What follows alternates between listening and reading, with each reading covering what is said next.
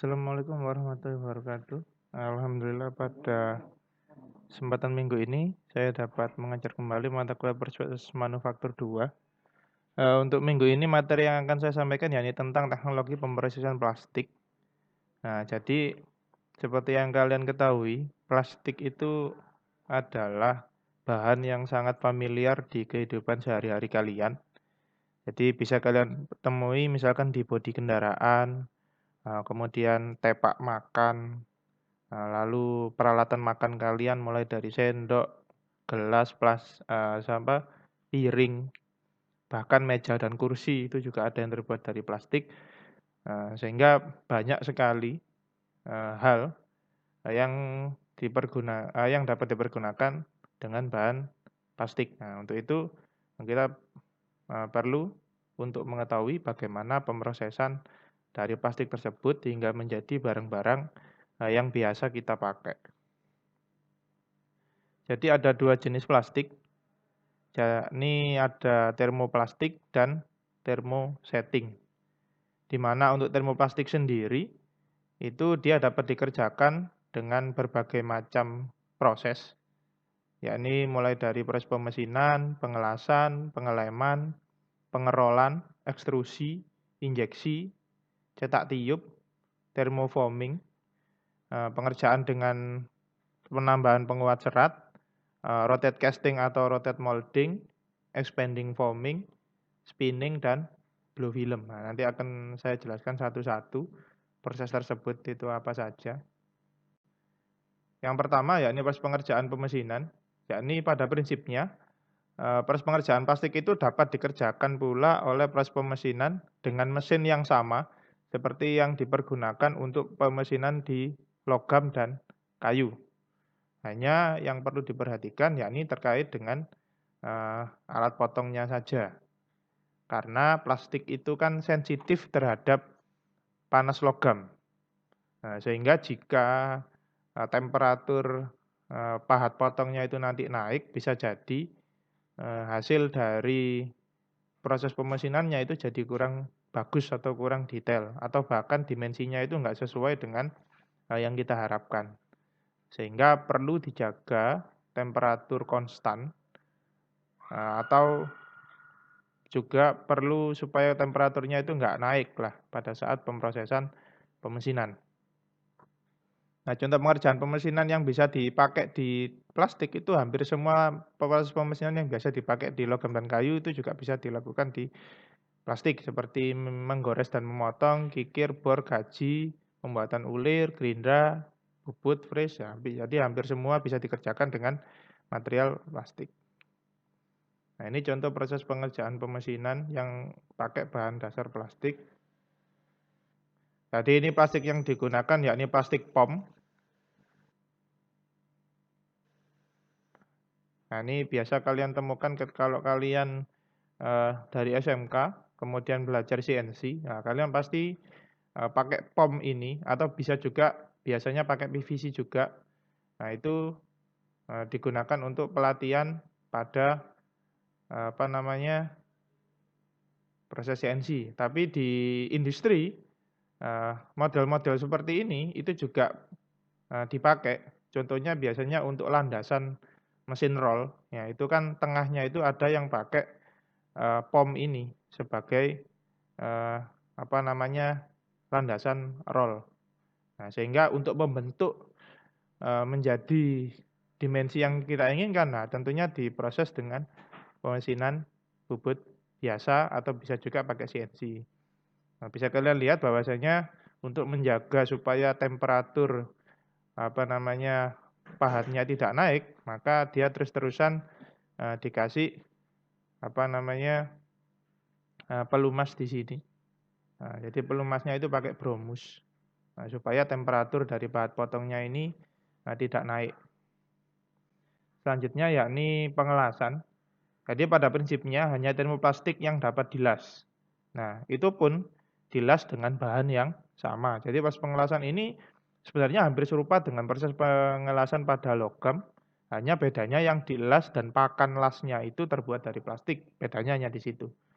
Nah, kemudian kalau di logam, nah itu kita mau mengelas. Nah, kita pakai arus.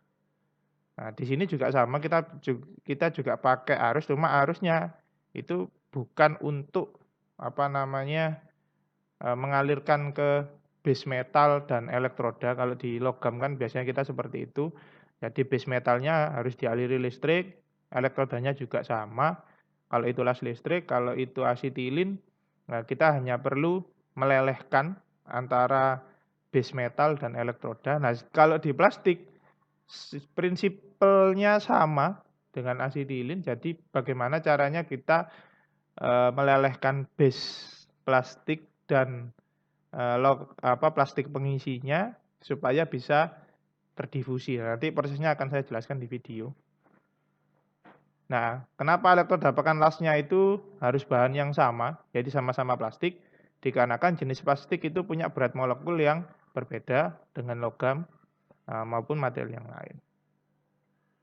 Adapun bahan termoplastik yang dapat dikerjakan dengan las, itu yang pertama yakni PVC, bisa PVC keras atau PVC lunak. Nah, ini contoh contoh PVC-nya. Jadi bisa dilihat permukaannya itu agak kasar ya kalau PVC. Kalau ini kan contohnya PVC root atau batang PVC. Jadi bisa dilihat ketika dia dipotong, dia agak berserat.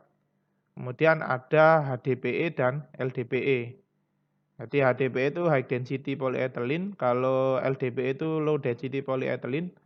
Jadi perbedaannya hanya di density polyethylennya. Jadi kalau HDPE itu density atau berat jenis dari polyetilenya lebih tinggi, kalau LDPE berat jenis dari polyetilenya lebih rendah. Contohnya seperti ini.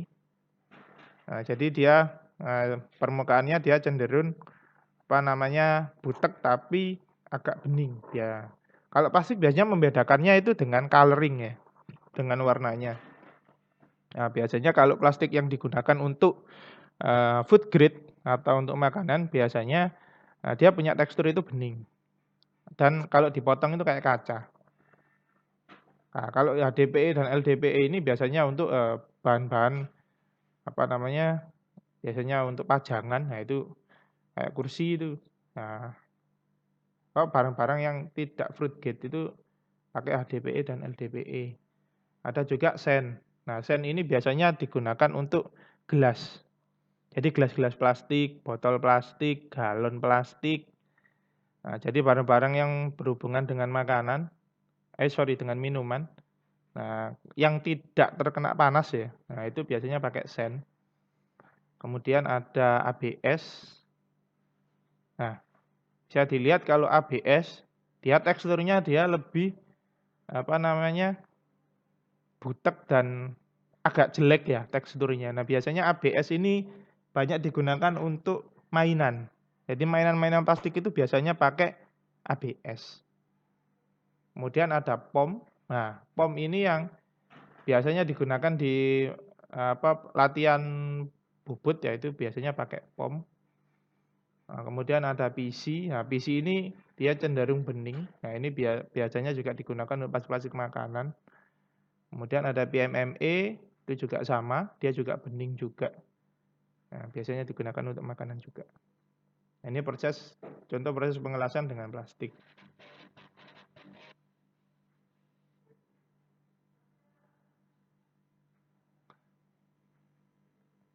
Jadi hampir sama dengan proses logam. Jadi yang pertama adalah permukaan yang mau dilas atau disambung, itu dibersihkan dulu menggunakan cairan khusus untuk membersihkan permukaan. Nah, kemudian dilakukan amplas. Nah, tujuan amplas ini adalah untuk menghilangkan paint atau coating dari plastik supaya proses penyambungan itu dapat terjadi. Nah, setelah itu di bagian dalam, setelah dibersihkan terlebih dahulu, jadi sebelum dikasih aluminium foil, yang bagian dalam itu permukaannya harus dibersihkan juga dengan cairan yang sama, cairan pembersih plastik. Nah, kemudian kalau istilahnya di logam itu ini gojing ya. Jadi proses pembuatan alur. Jadi dia dicoaki. Nah, kemudian nanti cowaan ini nantinya akan diisi untuk plastik pengisi. Nah, bisa dilihat bahwasanya kalian lihat ini ada tulisan TPO, HMP ini adalah jenis plastiknya. Jadi kalau kalian mau ngelas plastik ya harus disesuaikan. Kalau di sini pastinya pakai TPO, HMP, maka plastik pengisinya juga pakai logam yang sama ya, ini TPO, HMP. Kalau kalian pakai plastik yang lain ya tidak akan pernah nyambung. Nah, beda dengan logam. Kalau logam logamnya besi, kamu las pakai kuningan, nah dia masih bisa nyambung. Asalkan logamnya jadi base metal itu juga bisa mencair bersamaan dengan kuningan. Jadi kalau base metalnya nggak bisa nyair, nah itu baru kuningannya nggak akan mau, istilahnya nggak gelem kantil. Nah itu kenapa tidak mau menempel itu dikarenakan base metalnya tidak mencair. Nah secara basically sama dengan termoplastik. Nah, cuma di termoplastik plastik pengisinya harus sama. Nah, ini adalah plastik rootnya atau batang plastik yang digunakan untuk menyambung, yang dimana batang plastik ini dia punya jenis yang sama dengan barang yang mau dilas.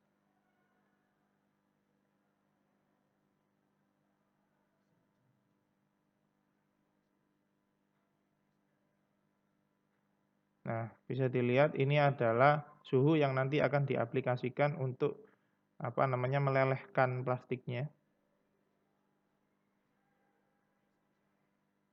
Kemudian root plastik atau batang plastik ini kemudian dicairkan dengan menggunakan panas. Jadi hampir sama dengan proses pengelasan biasa. Jadi dia dipanaskan sampai logam benar-benar tersambung. Nah, kemudian di bagian aluminium foil bagian belakangnya dia di reformer, dilepas. Nah, kemudian dilakukan gouging ulang di bagian dalam, di mana nantinya plastik pengisinya juga akan dimasukkan yang sama, dipakai untuk ngelas pada bagian yang patah ini. Nah, kemudian setelah itu dilakukan proses grinding. Kalau sudah selesai, jadi supaya permukaannya jadi rata ya. Setelah di grinding kemudian di polishing, jadi hampir sama lah dengan proses pengelasan logam. Cuma bedanya di sini dia panasnya itu digunakan secara langsung untuk melelehkan plastik pengisinya.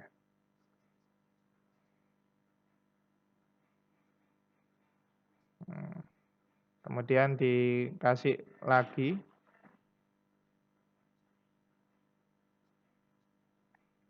Nah, ini dipakai polyvents. Ini kalau istilahnya di kita kamu sering dengar itu epoksi istilahnya.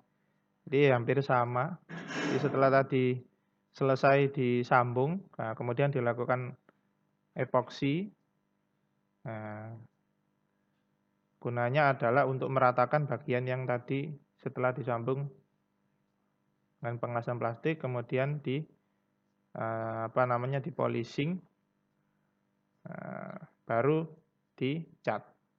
Nah, ini proses pengelasan di proses pengelasan plastik. Kemudian pengeleman, yakni satu sistem penyambungan modern dengan pengeleman bahan yang akan disambung. Nah, ini tidak perlu dilelehkan seperti pada pengelasan. Jadi kalau pengeleman ya hanya tinggal dilem. Saya kira semua juga sudah tahu ya. Jadi tidak perlu saya jelaskan detail. Oleh karena itu pengeleman lebih baik beberapa segi daripada pengelasan.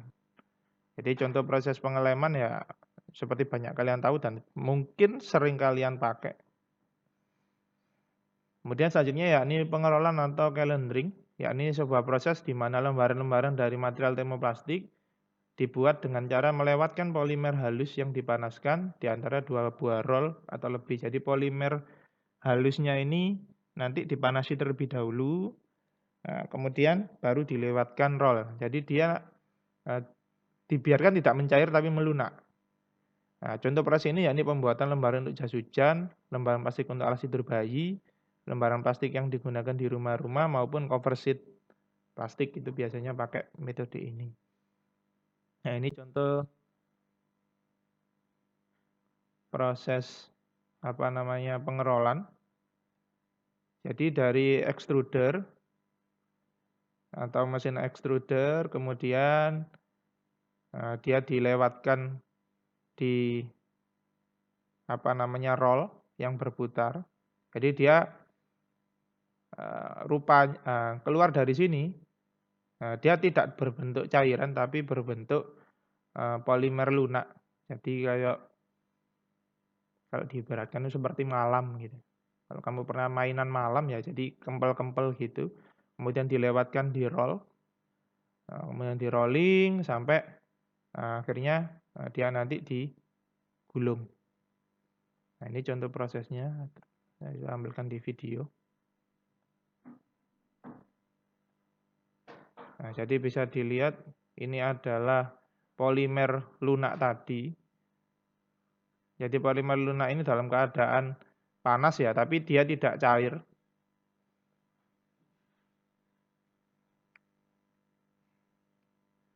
Dia hanya dilewatkan begitu saja di mesin roll. Ini ada beberapa roll yang dipakai. Jadi dia seperti bikin mie. Nah, kalau mie kan kayak gitu ya, hanya adonan yang agak agak kalis, kemudian dimasukkan dalam roll, kemudian dipepet atau digencet dengan roll sampai dia berbentuk lembaran. Nah, ini sama prosesnya untuk calendering. Jadi ada beberapa roll yang digunakan, di mana ini adalah roll panas. Ya kan bisa dilihat, ini asapnya keluar dari roll. Dia dipres sampai pada ketebalan yang diinginkan untuk produksi. Nah, jadi endingnya adalah berupa polimer gulungan seperti ini. Untuk proses jadi ini barangnya masih setengah jadi ya. Untuk diproses selanjutnya. Next adalah extrusion. Ini proses yang paling umum digunakan di pengerjaan plastik. Jadi plastik yang semula berupa butiran-butiran plastik, nah itu kemudian diproses nantinya sampai menjadi barang setengah jadi maupun barang jadi.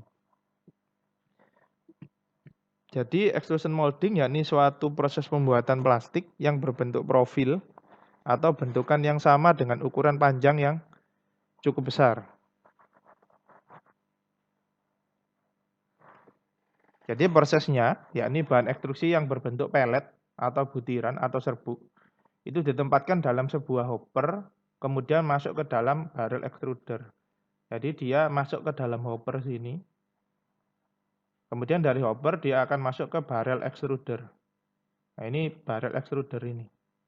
Nah, tengahnya ini screw namanya. Jadi barrel extruder itu yakni sebuah peralatan yang di dalamnya memiliki skru berputar yang akan mengalirkan bahan ekstrusi sepanjang barel menuju ujung extruder. Kemudian internal friction yang timbul pada skru diikuti dengan pemanasan pada selimut atau silinder barrel extruder nantinya akan memanaskan dan mencairkan bahan ekstrusi. Nah, gerakan skru itu juga akan menimbulkan tekanan pada barrel. Jadi ketika dia masuk dari hopper ke barrel ini terjadi terjadi internal friction atau gesekan internal dikarenakan skru yang berputar. Nah, kemudian di sini juga ada heating system yang digunakan untuk memanaskan butiran atau pelet plastik tersebut. Nah, kemudian dia akan ditekan oleh skru. Skru ini berputar sehingga terjadi internal friction. Nah, kemudian nantinya yang akan mendorong ke ujung atau nozzle dari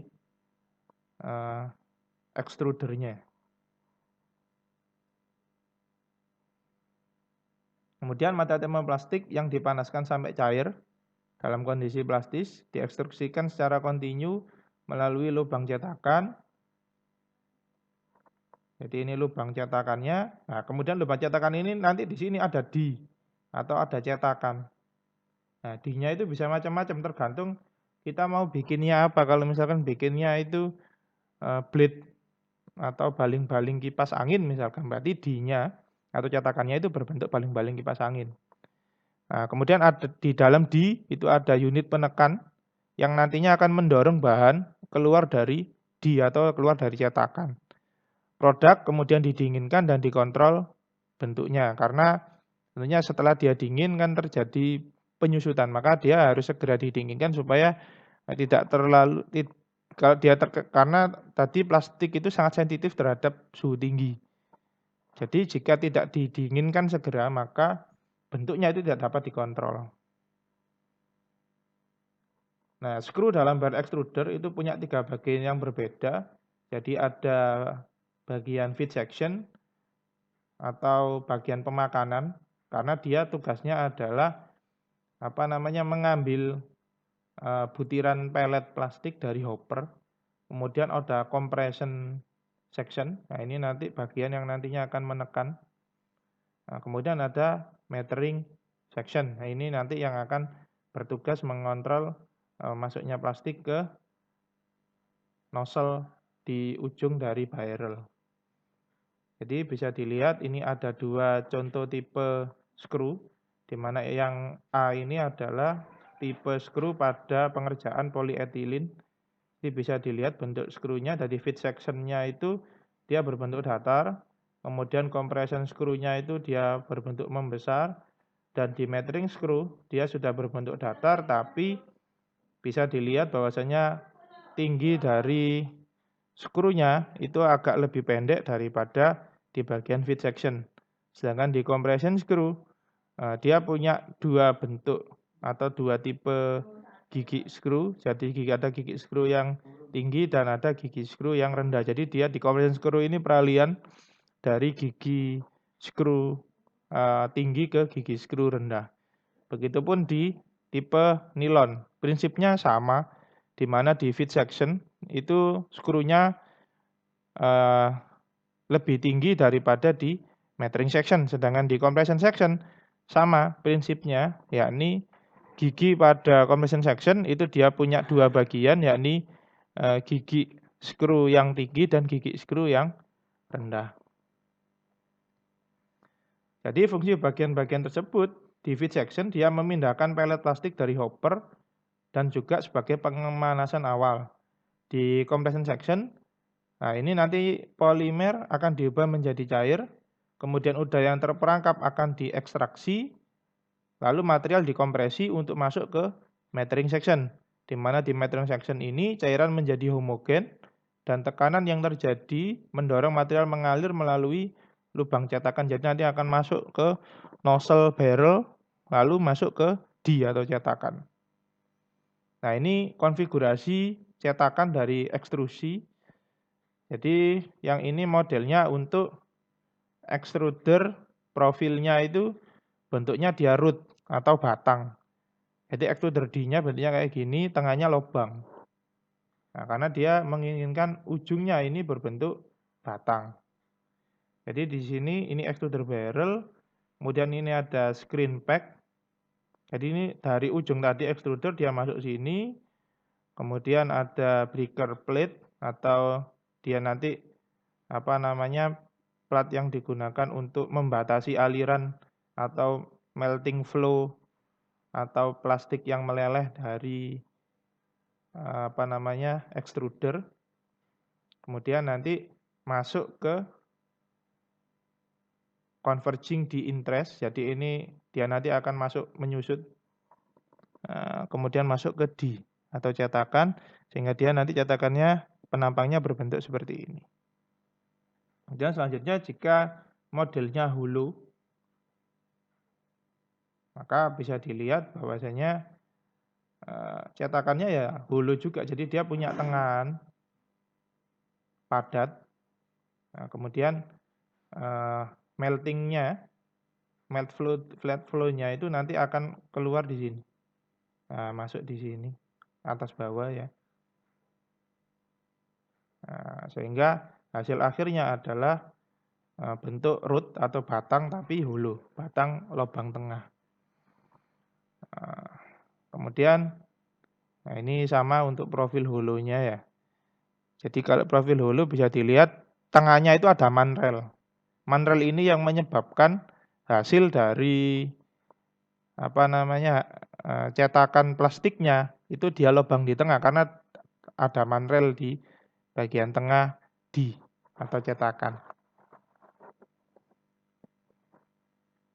Nah, ini untuk konfigurasi D yang dipakai di sheet atau film. Film ini biasanya kalau kamu tahu plastik es, nah itu kan dia tanpa sambungan, dia sambungannya hanya di bawah. Di bawah itu karena ada proses pengepresan ya. Nah, untuk membentuk profil plastik yang tipis dan lubang tengah, itu yang disebut dengan film. Nanti akan saya jelaskan di blow film, karena prosesnya itu pakai itu. Jadi dari extruder, kemudian nanti ada extruder film, kemudian ada quenching bed. Extruder filmnya seperti ini ya modelnya. Jadi nanti keluarnya itu berupa lembaran, tapi lembarannya itu tengahnya lubang. Makanya di sini ada manifold yang nantinya akan meniupkan angin atau meniupkan udara bertekanan. Nah, sehingga bagian tengahnya itu lubang. Jadi nggak pakai manrel. Kalau tadi kan dia berbentuk padatan, plastik padatan, jadi dia pakai manrel. Tapi di proses ini tengahnya jadi lubang karena ada tekanan udara.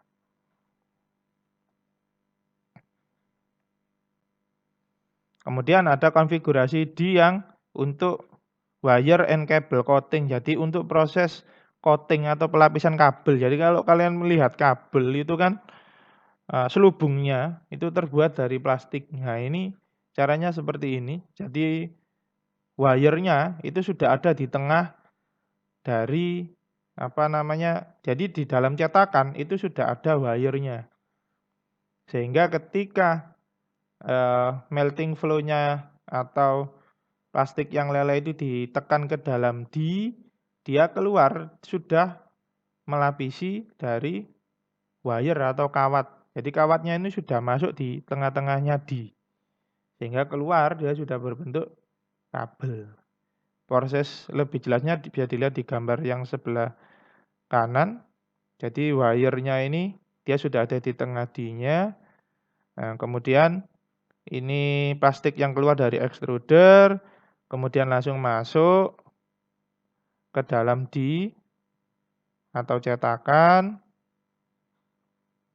Nah, di sini D-nya sudah berongga ya cetakannya. Nah, kemudian di ujung dari cetakan itu dia menyempit dan di sini kawatnya keluar. Nah, nanti akan saya jelaskan lebih lanjut bagaimana proses cable coating ini. Nah, ini contoh proses ekstrusi.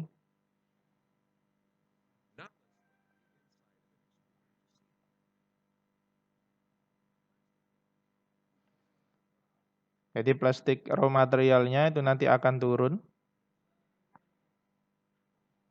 karena disedot oleh feeding screw. Nah, kemudian di sepanjang ini terjadi heating atau pemanasan. Dan proses pemindahan ini terjadi dikarenakan ada friction atau gesekan di internal dari skrunya.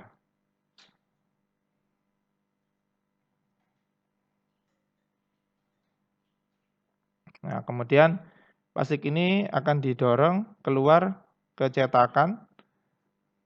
Nah, kalian lihat di sini ini sudah ada manrelnya di ujung cetakan.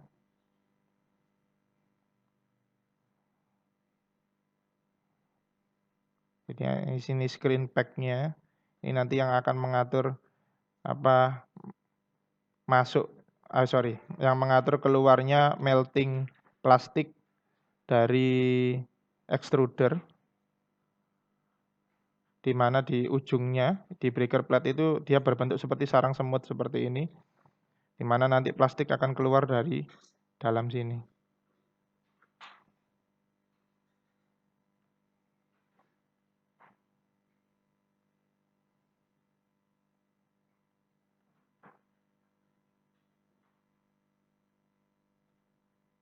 Ini contoh proses pelapisan kabel.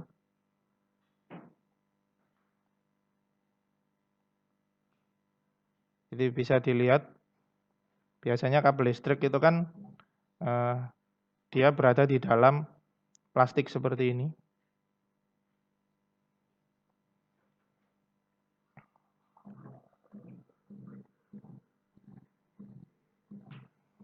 Jadi prosesnya sama juga, dari hopper nanti masuk ke barel, dari barel kemudian nanti akan didorong oleh skru, keluar dari breaker plate, nah, kemudian ini ada D-nya, ada cetakan, di mana di dalam D sudah ada kawat, secara ringkasnya seperti itu. Nah, ini contoh barel dan skru yang terdapat di dalam extruder.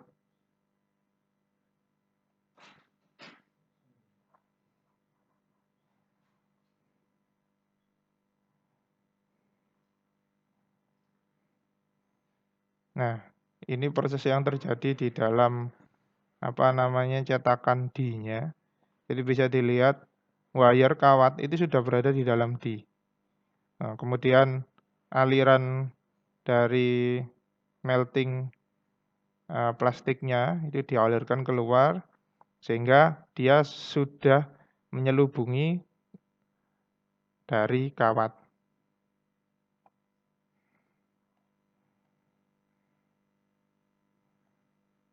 Jadi lebih lanjut, prosesnya seperti ini. Jadi dia keluar, dia berbentuk seperti pipe. Tapi di dalamnya sudah ada kawatnya, kemudian didinginkan dengan air di sini. Nah, lalu masuk ke proses pengecekan.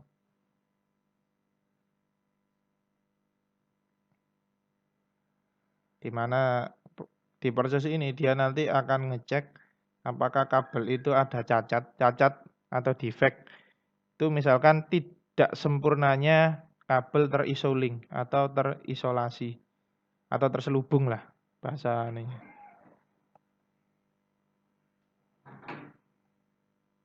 Nah, ini kawat yang nantinya akan disuplai ke dalam extruder.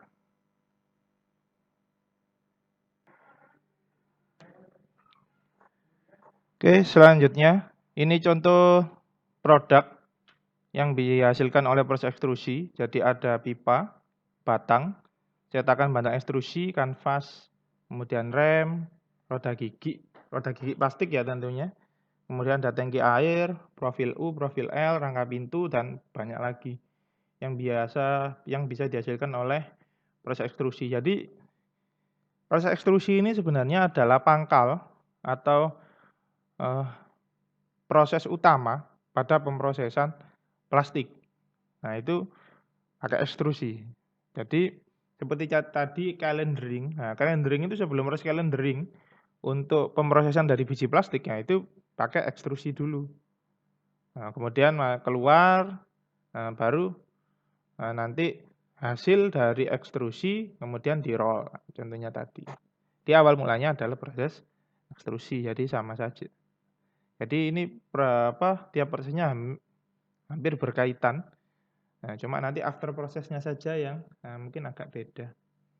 Selanjutnya ya ini injection molding. Jadi injection molding ini adalah produk berbahan plastik dengan cara menginjeksikan atau menyuntikkan plastik cair ke dalam rongga cetak yang kemudian didinginkan dan dikeluarkan dari rongga cetak. Maka dari proses ini yakni plastik dengan bentuk granula atau butiran kecil. Jadi prosesnya kemudian bisa juga powder ataupun larutan. Pengerjaan ini menggunakan cetakan tertutup. Jadi kalau di extruder tadi, proses ekstrusi, cetakannya terbuka, open. Open D. Sedangkan di injection molding, cetakannya tertutup. Nah, perbedaannya di situ. Mesinnya sama, prosesnya sama, hoppernya itu juga bentuknya sama, skrunya juga bentuknya sama. Bedanya cuma di sini. Nah, di proses moldingnya ini saja yang berbeda. Di mana kalau di extruder cetakannya terbuka. Jadi kalau saya back lagi untuk extruder, Nah, bisa dilihat, nah dia cetakannya terbuka. Jadi dia langsung gitu aja, baik untuk misalkan, untuk solid profil misalkan, dia langsung keluar dalam bentuk batang, yang ini keluar dalam bentuk hulu jadi pipa, jadi bentuk-bentuk sederhana ini keluar nanti dalam bentuk gulungan plastik. Jadi kalau ini keluar dalam bentuk nanti gulungan kabel ya, ini cetakannya kan terbuka semua. Sedangkan jika pakai injection molding, nah cetakannya tertutup. Nah, contohnya misalkan pembuatan blade kipas angin misalkan, itu pakai injection molding atau bodi kipas atau bodi bahan plastik. Nah, itu semua pakai injection molding. Jadi kalau ditanya apa perbedaan injection molding dengan extruder? Simple, kalau extruder itu pakai cetakan terbuka, kalau injection molding pakai cetakan tertutup. Nah, bagian-bagian injection molding sama, jadi ada hopper. Ini tempat nanti masukkan biji, ini hoppernya. Kemudian ada barrel, tempat untuk memindahkan biji plastik dari hopper ke nozzle kemudian melelehkannya. Sama juga ini barrelnya. Kemudian ada nozzle, ini untuk nanti menginjeksikan plastik, jadi di ujung sini ada nozzle-nya. Kemudian ada T-bar, dia ini penyangga untuk mold, clamping, dan ejector. Ini T-barnya. Kemudian ada hydraulic motor, nanti dia digunakan untuk memutar skru supaya biji plastik bergerak dari barrel ke nozzle dan memberikan tenaga untuk menyuntikkannya. Jadi ini hydraulic motornya yang bertugas untuk memutar skru. Kemudian ada stationary plate, di mana plate ini tidak bergerak untuk menghubungkan nozzle dan mold. Yang namanya juga stationary ya. Jadi plate dia diam, plat penyangga diam, di mana dia digunakan untuk menyangga nozzle. Kemudian ada movable plate, dia digunakan untuk menggerakkan mold. Jadi ini ada movable plate. Nah, nanti dia akan bergerak maju mundur untuk membuka dan menutup di atau cetakan. Kemudian ada clamping unit yang digunakan untuk membuka dan menutup mold. Clamping unit ini di atasnya movable plane ya. Kemudian ada ejector, nanti dia bertugas untuk melepaskan plastik yang sudah membeku. Ejector ada di dalam moldnya, nanti dia akan keluar untuk mengeluarkan hasil dari cetakan. Nah, kemudian ada reel plate. Nah, reel plate namanya reel ya berarti belakang, jadi batang penyangga di bagian belakang. Nah, ini untuk reel plate dia tidak bergerak. Jadi yang bergerak di sini hanya movable plate.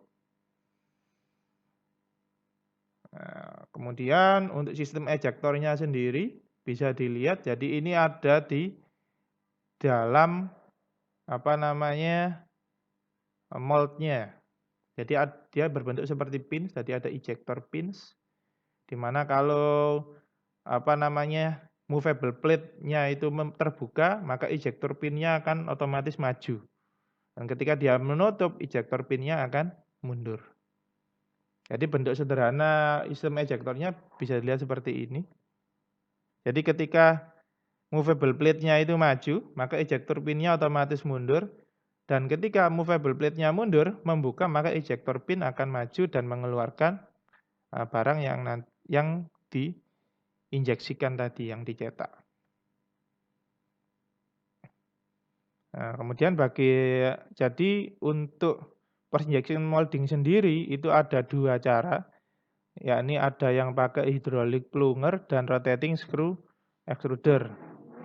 Kalau yang masih pakai hydraulic plunger ini yang cara lama, prosesnya material dimasukkan melalui hopper dan jatuh ke dalam barrel. Kemudian plunger membawa material sepanjang barrel di mana terjadi pemanasan dan ditekan oleh plunger tersebut. Kemudian material akan menjadi leleh. Jadi plunger itu kalau kamu masa kecilmu pernah main setokan atau kamu pernah melihat namanya shock breaker. Nah, plunger itu sama seperti itu. Jadi dia modelnya dia nggak ada skru. Jadi dia nggak pakai screw, jadi dia hanya, mendorong saja material dari hopper. Jadi material dari hopper langsung jatuh, pluntung gitu aja ke dalam barrel, kemudian ditekan, eee, oleh pelunga, kemudian material akan jadi leleh, ditekan oleh pelunga dan mengisi rongga cetakan, kemudian dalam mold didinginkan, kemudian mold dibuka untuk mengeluarkan produk. Untuk memisahkan atau meratakan material yang banyak dalam barrel dan untuk memperbaiki perpindahan panas, itu nantinya akan dipasang torpedo. Nah, ini hidrolik plunger. Jadi dia hanya ada batang baja gitu aja di dalam. Beda dengan extruder. Kalau extruder dia kan pakai screw, tapi kalau plunger dia hanya ada batang besar di dalam yang bertugas nanti akan mendorong, apa namanya, pelet plastik. Jadi pelet plastiknya hanya jatuh gitu aja ke dalam, apa namanya, ini barrel, kemudian didorong gitu aja. Nah, di sini ada torpedo di dalam sini. Nah, torpedo ini nantinya, yang bertugas untuk memperbaiki perpindahan panas dan meratakan pencairan. Lalu yang lebih modern, nah yang sekarang banyak dipakai itu pakai rotating screw extruder. Jadi material ditempatkan dalam hopper, kemudian masuk dalam barrel. Nah, internal friction yang timbul pada screw dalam barrel diikuti dengan pemanasan pada selimut atau silinder barrel akan memanaskan dan mencairkan material. Jadi sama dengan proses extruder yang tadi saya jelaskan. Kemudian material yang telah meleleh akan terinjeksi ke dalam cetakan atau mold. Nah, kemudian akan mengisi mold, akan mengisi cetakannya. Kemudian produk injeksi didinginkan di dalam mold. Jadi di sini pakai istilah mold ya, pakai istilah mold ataupun sama. Nah, dua-duanya artinya adalah cetakan. Nah, kemudian mold atau cetakan dibuka setelah produk tersebut membeku. Nah, ini yang pakai rotating screw ini yang modern. Jadi dia pakai rotating screw. Jadi sama juga, sama-sama ada hopper, cuma bedanya kalau pelungar tadi, apa namanya, material hanya langsung jatuh gitu aja kemudian didorong oleh batang besi. Kalau pakai rotating screw dia ada screw yang kemudian nanti terjadi internal friction. Jadi ada gesekan internal di dalam ini yang nantinya akan mendorong, pelet untuk masuk ke compression screw, di mana nanti di situ terjadi pemanasan, kemudian nyair, dia masuk ke dalam nozzle, terus disuntikkan ke dalam mold atau cetakan. Nah, kemudian terbentuklah, plastik ya, atau model plastik yang diinginkan. Nah, siklus pencetakan pada injection mold, nah itu seperti yang tergambar di sini. Jadi mold menutup dan masih kosong. Jadi posisinya ini, moldnya masih nutup ya, dan ini kosong posisinya. Jadi tidak ada yang mengisi. Siap diinjeksi, kemudian terjadi proses injeksi, valve-nya terbuka. Jadi valve di sini terbuka, kemudian pelanger atau skru menekan cairan melewati nozzle ke dalam mold. Nah, kemudian terjadi tahap penahanan, yakni penahanan terhadap cairan yang diinjeksikan dengan tetap menjaga tekanan injeksi selama awal pendinginan untuk menghindari penyusutan. Segera setelah terjadi pembekuan, tekanan dapat ditiadakan. Jadi dia ditahan seberapa waktu sehingga tidak terjadi penyusutan. Jadi dimensi dari apa namanya plastik yang diinjeksikan itu bisa tetap terjaga. Kemudian setelah selesai pembekuan akan dihentikan, maka valve akan menutup. Untuk skru atau pelanger akan kembali ke belakang untuk mengambil material baru. Jadi setelah ini masuk penahanan, kemudian valve-nya nutup, skrunya balik. Dia balik untuk ngambil material dari hopper. Kemudian sementara itu produk dalam mold semakin dingin. Ketika sudah dingin, mold akan terbuka, kemudian dieject. Maka produk akan dikeluarkan, moldnya tertutup lagi, masuk lagi. Jadi prosesnya kalau secara sederhana, nah ini proses pencairan atau melting, kemudian diinjeksikan ke dalam mold, kemudian dia ditahan, valve nutup, kemudian extruder itu dia berputar terbalik, Nah, kemudian setelah part ini dingin, maka dikeluarkan, posisi ready lagi, inject, nah gitu seterusnya.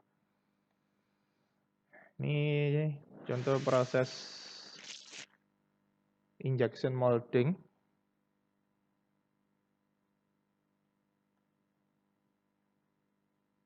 Jadi contoh ini bentuk finish part-nya. Seperti ini ya.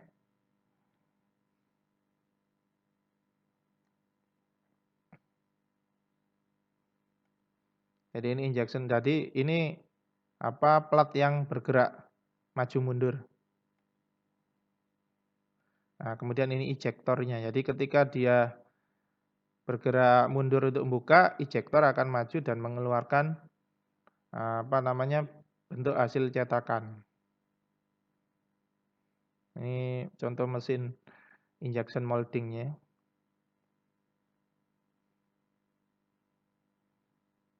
Jadi plastik granul masuk dari hopper. Nah, ini heating elemennya. Ini yang nanti akan memanaskan plastik sepanjang dari skru. Jadi seperti yang saya jelaskan tadi ada 3 zone atau 3 zona di dalam skru, ada feed zone, transition zone, sama metering zone. Dan di sini adalah valve untuk supaya dia tidak kembali. Jadi dia tetap ya, dia diam di posisinya. Ini plastik yang mencair, kemudian diinjek, masuk nozzle. Ini di dalam sini juga sudah ada coolant-nya untuk proses pendinginan. Dia diinjeksikan sampai mengisi ke dalam cetakan, kemudian ditahan. Ditahan beberapa waktu, kemudian dia mundur ke belakang untuk ngisi. Nah, cetakan terbuka dan part keluar. Masuk lagi, mundur, diam beberapa saat sampai agak mendingin, dia mundur, cetakan terbuka dan otomatis eject. Begitu terus prosesnya. Nah, ini produk injection molding seperti yang saya jelaskan tadi. Jadi banyak sekali produk injection molding sebenarnya. Nah, kemudian ada cetak tiup atau blowing atau disebut dengan blow molding atau blow foaming. Ya, ini sebuah proses pembuatan plastik yang bentuknya memiliki rongga-rongga pada bagian tengah dari produk. Nah, plastik cair pada proses ini berbentuk pipa, kemudian dimasukkan ke dalam cetakan, lalu ditiup menempel pada dinding cetakan, sehingga pada hasil cetakannya proses ini cenderung memiliki ketebalan dinding yang tidak merata, dan umumnya produknya itu berupa silinder. Jadi proses ini itu tidak langsung. Jadi kalau tadi di injection molding kan langsung dari ujung nozzle extruder dia langsung diinjek ke dalam di. Kalau di ekstrusi dia juga langsung diinjek keluar, cuma tidak cetakannya itu adalah cetakan tetap, jadi dia tidak membuka dan menutup. Nah, sedangkan kalau dicetak tiup dia di-cut dulu. Jadi plastik cairnya bentuk pipa, dia dijadikan bentuk pipa, kemudian setelah dia bentuk pipa, dia dimasukkan ke dalam cetakan, baru ditiup. Jadi seperti nyebel telembungan lah. Tapi niupnya itu di dalam cetakan, sehingga dia di tengahnya dia berongga. Nah, jelasnya prosesnya seperti ini. Jadi dari hopper, jadi sama sebenarnya dari mesin ekstruksi, kemudian dia disuntikkan ke dalam akumulator. Nah, kemudian dari sini dia di-cut. Dia di-cut masuk sini. Nah, kemudian nanti dia akan menutup dan udara tekan akan dimasukkan sehingga dia akan mengembang dan mengisi cetakan.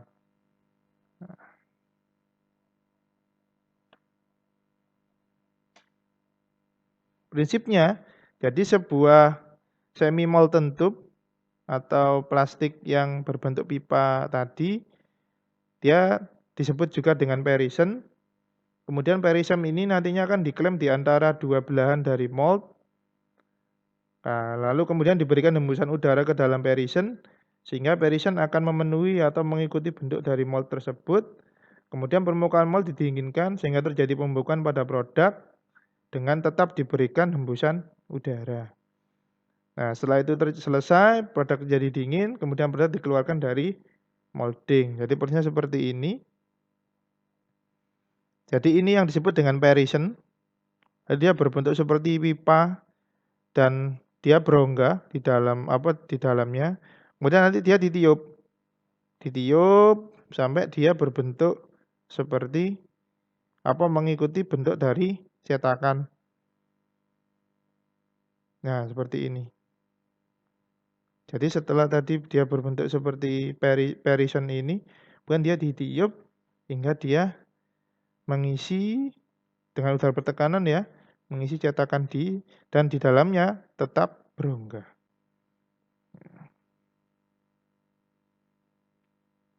Jadi prinsipnya pada extrusion blow molding yakni perisson dibentuk langsung dari extruder dalam kondisi panas dan halus.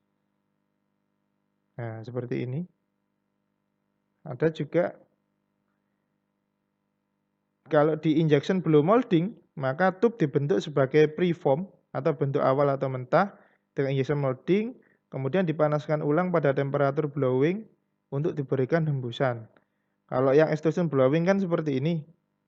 Jadi dia langsung bentuk perisson gini. Jadi ini ada manrelnya, tengahnya, sehingga nanti dia berongga, dia masuk sini, kemudian dia ditiupkan angin, sehingga dia nanti berbentuk seperti galon ini. Nah, kalau di injection blow molding dia terpisah. Jadi prosesnya itu terpisah. Jadi dia bikin perissonnya dulu. Nah, kemudian setelah perisson terbentuk, kemudian perisson ini dibawa ke cetakannya, baru ditiup. Kemudian dikeluarkan dari cetakan.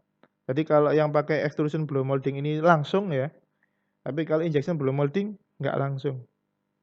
Nah, lebih jelasnya bisa dilihat di sini.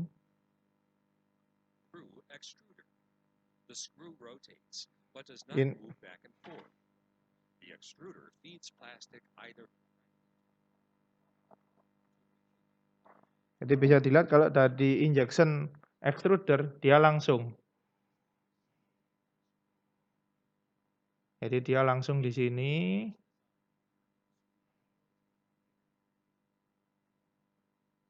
Masuk ke dalam nozzle. Kemudian dia ada manrel yang nantinya akan membuat hasil dari plastik yang keluar dari injection ini berongga. Kemudian masuk ke dalam cetakan di bawahnya langsung. Nah, ini contohnya. Jadi dia keluar gini dari extruder.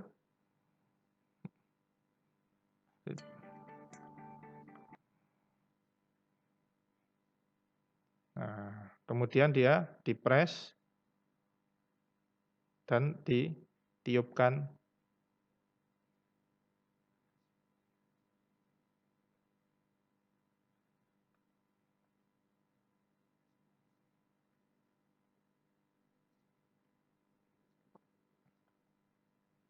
Jadi dia dimasukkan ke bentuk seperti ini, kemudian langsung diambil.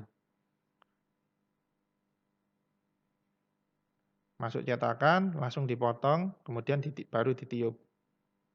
Ini biasanya pembuatan botol-botol plastik gitu kayak gitu.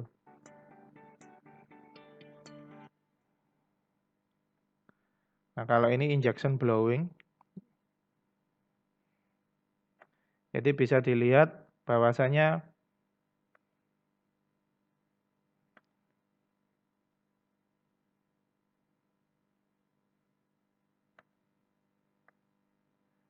jadi perissonnya dia sudah dibuat dulu banyak. Ya, perisennya udah dibuat dulu banyak. Nah, kemudian setelah itu perisennya dimasukkan ke dalam cetakan ini. Langsung kemudian ditiup.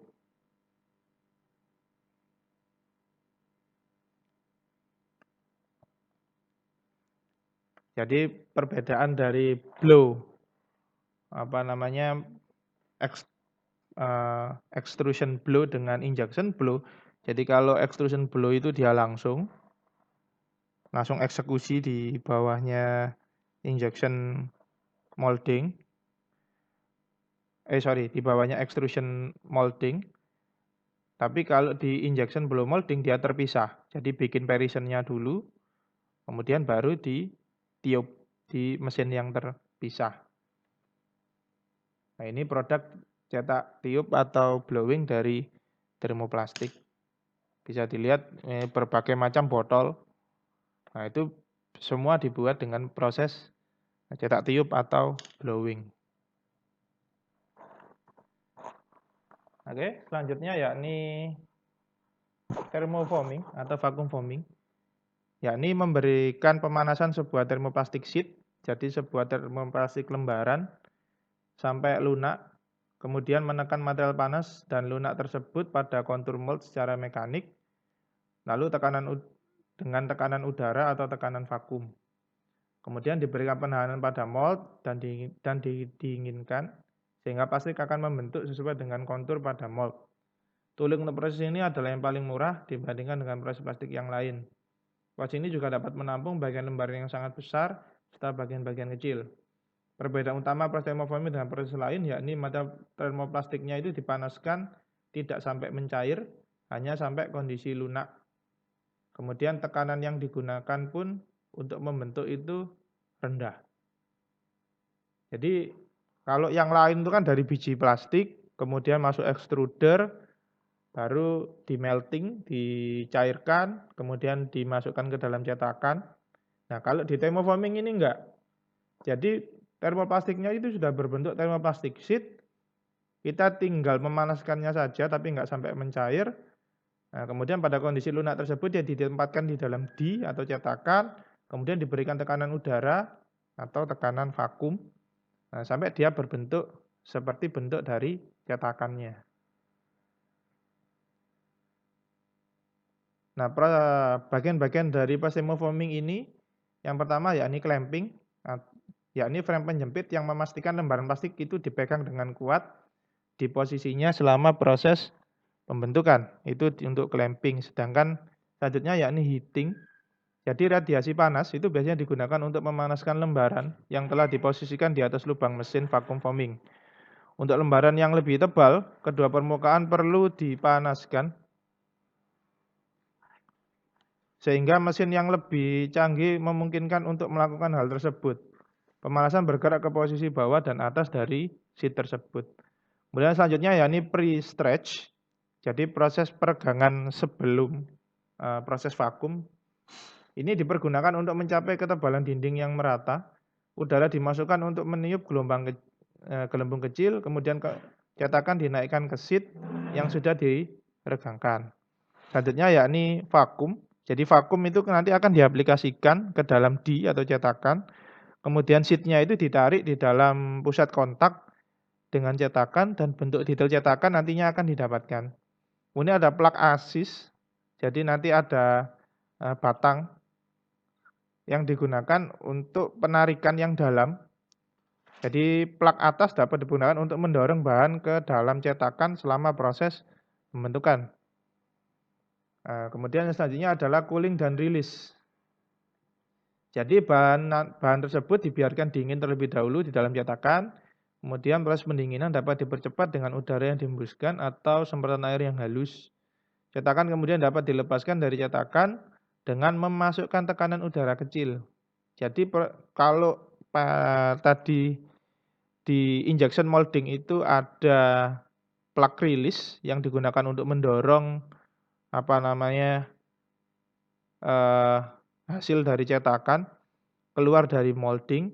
Tapi kalau di thermoforming dia hanya menggunakan hembusan udara yang halus untuk mendorong produk tersebut keluar dari cetakan. Selanjutnya yakni proses finishing. Nah, jadi setelah proses cetakan selesai, maka selanjutnya dilakukan finishing dengan cara di-trimming. Di-trimming itu diratakan bagian-bagian yang jelibir, terutama di bagian clamping ya. Kemudian dilakukan cutting, dilakukan pemotongan sesuai dengan yang diinginkan. Ada kalau perlu dilakukan drilling dan polishing juga bisa diaplikasikan. Jadi proses sederhananya bisa dilihat di sini. Nah, jadi material sheet tadi dipanaskan terlebih dahulu, kemudian diklem kanan kiri supaya dia tidak bergeser pada saat nanti ditekan. Nah, kemudian dia ditekan, plek. Nah, ini nanti ditahan di sini kanan kiri. Kemudian udara tekan dimasukkan. Sampai dia memenuhi ruangan. Kemudian plak asis, ya, dia nanti nyedot. Sehingga di dalam ruangan ini vakum. Sampai mendapatkan ketebalan yang diinginkan. Atau bisa juga, kalau ini kan modelnya dari bawah ke atas ya bentuknya. Bisa juga seperti ini. Jadi di dalam sini sudah ada istilahnya itu manrel. Jadi bentuk dalemannya sudah ada di sini. Nah, kemudian ini sheet yang sudah diklaim ditahan, ditaruh di atas. Nah, kemudian dia disedot dari bawah darah vakum sehingga dia nanti akan memenuhi bentuk dari cetakan. Nah, ini juga bisa juga model seperti itu. Jadi ada dua model yang bisa diaplikasikan dan keduanya sama prinsipnya. Jadi bagaimana kondisi di dalam dicetakan itu dibuat vakum. Nah, ini proses thermoforming.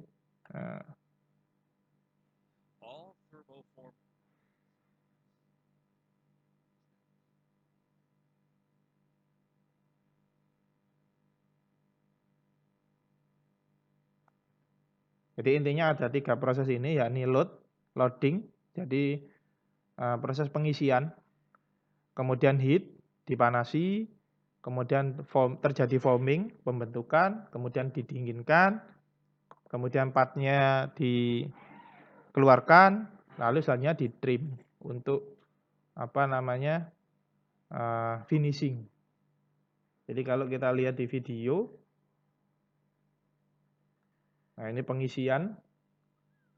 Jadi plastik sheet-nya itu dimasukkan. Nah ini seperti ini. Dimasukkan kemudian diklem kanan kiri.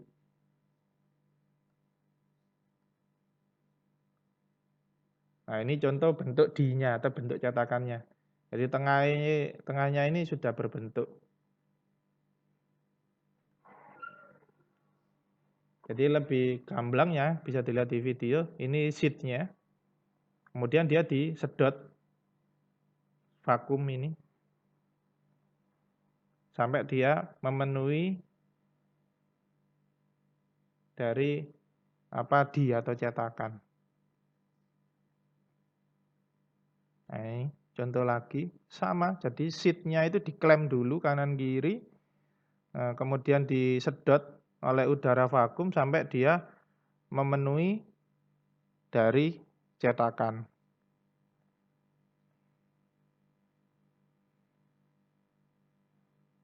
Atau bisa juga kalau modelnya terbalik, jadi dia didorong.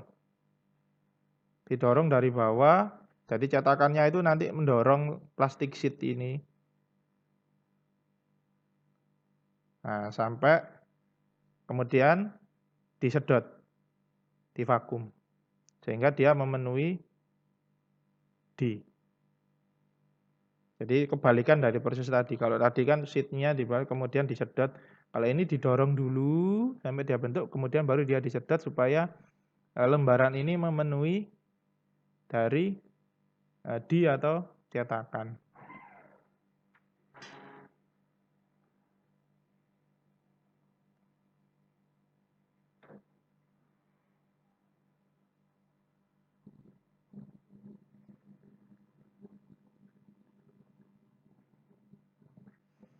Nah, ini contoh produk dari thermoforming, jadi berbagai macam bug atau timbo-timbo yang biasa kalian pakai atau bisa juga koper. Kalau kalian pernah lihat koper yang dorongan, nah itu juga pakai metode ini untuk thermoforming. Jadi mungkin untuk perkuliahan minggu ini saya akhiri cukup sekian. Kalau misalkan nanti ada pertanyaan atau bingung atau ada yang mau ditanyakan terkait dengan mata kuliah ini atau materi ini, bisa dikomunikasikan lewat WhatsApp dan juga Classroom. Tentu saja ya perhatikan waktu ya, kalau waktunya istirahat ya mungkin saya jawabnya baru keesokan harinya, tapi kalau memang pada waktu itu saya posisinya free ya mungkin akan langsung saya jawab. Saya kira itu yang perlu saya sampaikan, dan mungkin ini sudah pertemuan ke-14, jadi kurang satu pertemuan lagi sebelum UAS. Jadi saya harap mahasiswa yang masih belum mengerjakan tugas ya saya kasih waktu, saya tolerir lah untuk menggenapi tugas-tugasnya, karena itu juga sebagai bahan penilaian saya juga. Walaupun saya tahu, saya lihat dari durasi video yang nanti yang kalian tonton di YouTube, saya bisa tahu hanya beberapa saja yang mengakses video tersebut sampai selesai, dan sisanya mungkin tugas tersebut nyontoh dari hasil pekerjaan temannya. Jadi itu juga menjadi koreksi saya. Ya, saya kira itu yang bisa saya sampaikan. Kurang lebihnya mohon maaf. Saya akhiri perkuliahan hari ini. Wassalamualaikum warahmatullahi wabarakatuh.